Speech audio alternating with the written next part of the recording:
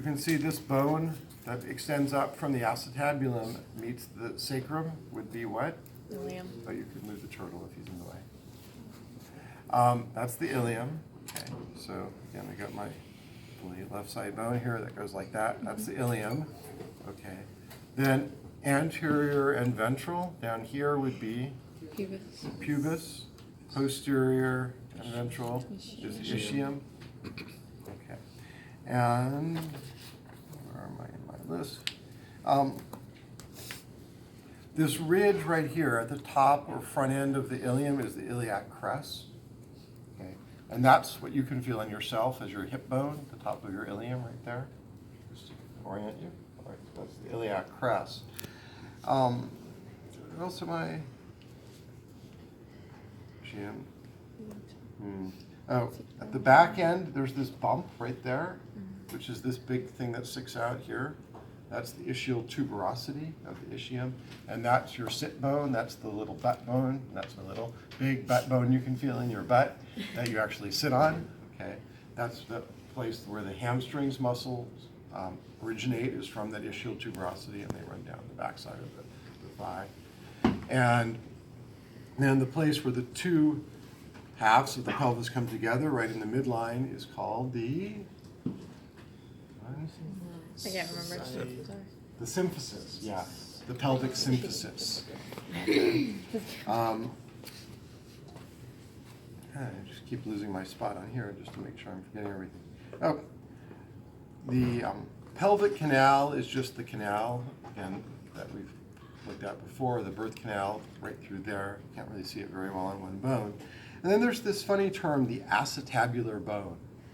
And Walker mentions that there's a special bone that forms in the acetabulum that then fuses with the ilium, ischium, and pubis in adults. But in juveniles, you can see it. And I just happen to have right here the juvenile cat pelvis, I think it's a cat anyway, where you can see the individual bones and that acetabular bone. And it's actually easier to see it from the inner surface. You see that little triangular bone there? And then this is ilium, ischium, and pubis. Okay. So right here is ilium, ischium, pubis, and there's that little acetabular bone. You guys can see it right here. Ilium, ischium, pubis. There's the little acetabular bone. And you can see it from the outside as well. It's just a little less distinct, but right there is that triangular acetabular bone, right? Okay, that making up part of the acetabulum. Okay. So just so you don't think they're making this stuff up, there it is. This little guy right there. All right, so I just wanted you to see that. So then we move down from the pelvis and we get to the femur, which articulates with the acetabulum like that. And the part of the femur that articulates with the acetabulum is this thing here, which would be the head. And then right below the head is this sort of narrow area, and that would be the neck. Okay, that's where, for what it's worth, you know, elderly people, particularly women, are often breaking their femurs. They do it right there at the neck. That's the weak spot. There's two big bumps on the femur, just like there were two big bumps on the humerus. On the humerus, they're called tubercles. On the femur, they're called trochanters. So this is the greater and the lesser trochanter of the femur. Greater, lesser trochanter. Greater, lesser trochanter. Okay. And those are for muscle attachment as well. Are we doing okay on time? I Yeah. don't think any Yeah, like 10 Good. minutes. Then distally, there's condyles on the femur here. So these are the condyles. And there's a medial and a lateral condyle. Medial and lateral. Patella will go through this groove here, and then there's bumps up above the condyles, which are the epicondyles, just like we had on the humerus. These two bumps on the sides.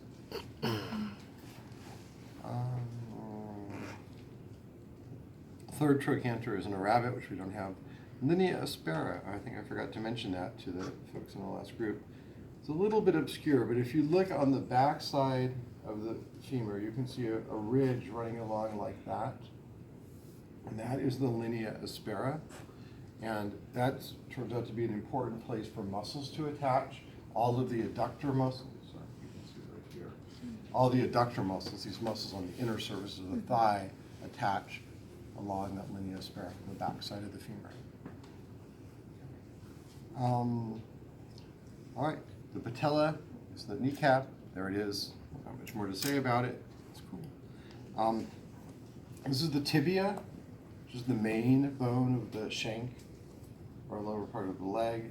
And on a cat, or on us, where the legs have been brought around this way, so they're not facing laterally, it's the preaxial element, but it's located medially, so it's on the inner side of the shank. Okay. And it's got condyles as well that articulate with the condyles of the femur, like that. Do that very well, but you get the idea. And since this is the medial bone, this bump that comes down on the side of the ankle, distally here, is called the medial malleolus. And again, that's if you feel in the inner surface of your ankle, you feel a bump. That's the medial malleolus, the distal end of the tibia. There's also a rough spot on the front of the tibia, right below the tibial condyles. That's called the tibial tuberosity. And that's where the tendon of the quadriceps muscle on the front of the thigh attaches to the tibia, right there.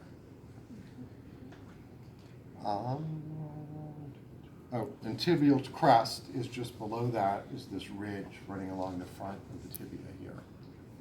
And that's also very easy to feel on yourself. If you just feel along the front of your shank, there's kind of a sharp edge. That's the tibial crest.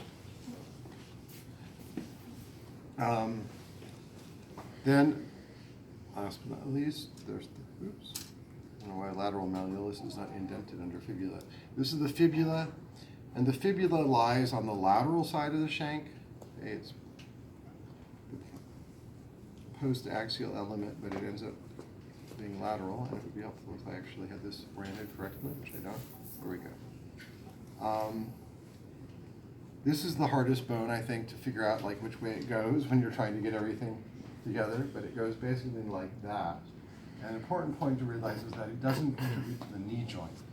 It attaches to the tibia, but does not actually form part of the knee joint. Mm-hmm. Runs down along here, and then it has this bump at the bottom end, which is the lateral malleolus on the lateral side of the ankle. Cool.